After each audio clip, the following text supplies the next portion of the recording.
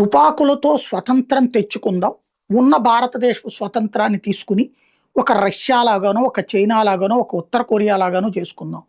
ఒక నక్సల్ రాజ్యం స్థాపిద్దాం అని ప్రయత్నించారు నక్సలైట్లు. సిపిఐ, ఎంఎల్ అలాగే వివిధ అనుబంధ సంస్థలు కలిపి మావోయిస్ట్ అని ఒక పేరు పెట్టుకుని దాన్ని ఇప్పుడు కంట్రోల్ చేశాడు అమిత్ షా. కాబట్టి ఇప్పుడు రెండవ స్వతంత్ర సమరం రావాలని కోరుతోంది ఆ వామపక్ష రాడికల్ వామపక్ష సంఘ విద్యార్థి సంఘమైనటువంటి ఏఎస్ఏ నాయకురాలైనటువంటి నేహా బోరా. మొన్న బొద్దింకల ఉద్యమంలో కాసేపు నాటకమాడి దాని ద్వారా వచ్చిన ప్రచారంతో దేశమంతా విమానపు ఖర్చులతో ప్రత్యేకమైనటువంటి వెహికల్ ఏర్పాటు చేసి ఆమెను తిప్పుతున్నది సిపిఐ, ఎంఎల్. ఎందుకంటే ఏఎస్ఎఫ్, ఎస్ఎఫ్ఐ కూడా పాల్గొన్న వాళ్ళ లీడర్ ఎవరూ ఫోకస్ కాలేదు అక్కడ. ఈ అమ్మాయి మాత్రం ఫోకస్ చేయించుకోగలిగింది, తెలివిగా ఆడపిల్ల కావడం. రెండోది సోనం వాంగ్చుక్ ఏది ఆసుపత్రికి తరలించినప్పుడు తను కూడా 21 రోజుల నుంచి దీక్ష చేస్తున్నానంటూ నాటకం ఆడతా ప్రచారం ప్రారంభించింది. ఆ నాటకాన్ని జనం నమ్మారు కాబట్టి అక్కడి నుంచి నాటకాలతోనే కథ నడుపుతుంది. బెంగాల్ వెళ్తే తన్ని తరిమిన బాధిత కార్డు తీసింది, వివిధ ప్రాంతాల్లో పెద్ద ఎత్తున చేసుకొస్తుంది. కొన్ని రోజులు కన్నయ్య కుమార్ అప్పట్లో ఎట్లయితే ఇప్పుడు ఈవిడ కూడా అంతే హడావిడి నడుస్తుంది.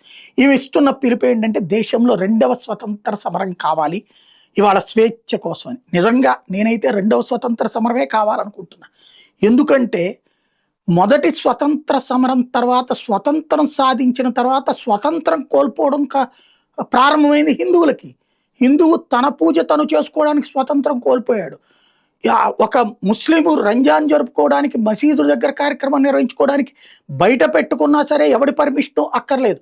ఒక క్రిస్టియన్ చర్చి దగ్గర రోడ్డు మీదనే పార్క్ చేసుకున్నా సరే ఎవడు పర్మిషన్ అక్కర్లేదు. సువార్త సభలు రోడ్డు మీద పెట్టుకున్నా ఎవడు పర్మిషన్ అక్కర్లేదు. అదే హిందువు కనుక వినాయక చవితికి సంబంధించినటువంటి పందిరి వేసుకోవాలంటే పర్మిషన్ కావాలి, దసరా నవరాత్రులు చేసుకోవాలంటే పర్మిషన్ కావాలంటే మైకుకు పర్మిషన్ కావాలి, డబ్బులు కట్టాలి. స్వతంత్రం కోల్పోయింది హిందువా, ముస్లిమా, క్రైస్తవుడా? అట్లాగే నిరంతరం మత దూషణలకు పాల్పడుతున్నది, బాధితుడవుతున్నది హిందువా, ముస్లిమా, క్రిస్టియన్నా? లవ్ జిహాదులు జరుగుతున్నది హిందూ వెళ్ళి ముస్లిం అమ్మాయిని ట్రాప్ చేస్తున్నాడా, క్రిస్టియన్ అమ్మాయిని ట్రాప్ చేస్తున్నాడా? హిందూ అమ్మాయిలు ట్రాప్కు గురవుతున్నది ఎవరి చేతులలో? మరి స్వతంత్రం ఎవరికి కావాలి? హిందువుకి కావాలా, అక్కర్లేదా?